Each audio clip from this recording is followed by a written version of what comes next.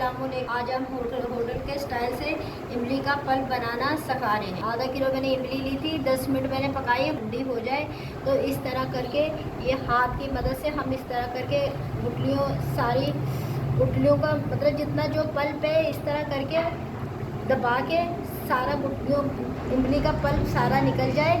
पूरा पल्प अलग हो जाता है, हारी हल्का सा गुठलियों को यूँ दबा के जो है ना जो भी गूदा लगा होता है ताकि सारा गूदा निकल जाए। यूँ करके इस तरह करके ये देखें, इस तरह करके ये पूरी गुठलियाँ निकाल लेंगे। ये देखें मैंने इमली का पूरा पल्प निकाल लिया, गुठलियाँ मैंने अलग कर ली है।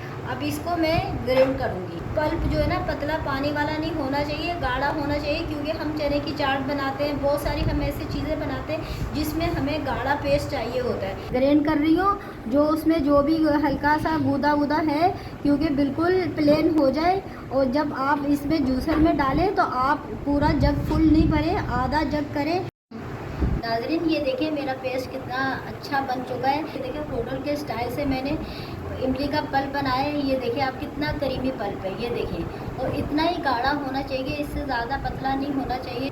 अगर आपकी मशीन जैसे कुछ मशीनें होती हैं बहुत ज़्यादा फास्ट होती हैं, कुछ मशीनें देर से काम करती हैं। अगर आपकी मशीन 2 सेकंड में इमली का पल्प बना रही है तो सही है। अगर आपकी मशीन 2 सेकंड में नहीं बना रही तो आप 5 से 6 सेकंड भी मशीन चला सकते हैं, सही है। मैंने अभी न्यूली मशीन ली है तो मेरी वो फास्ट मशीन है, तो इसलिए मेरे 2 सेकंड में इस तरह का ये देखिए कितना करीमी पल्प जो ना बन गया है। आगे ज़रूर बढ़ाइएगा, वीडियो शेयर कीजिएगा, लाइक कीजिएगा, आगे बढ़ाइएगा, दुआओं में याद रखिएगा। इंशाअल्लाह ताला नई वीडियो के साथ फिर मिलते हैं। अल्लाह हाफिज़।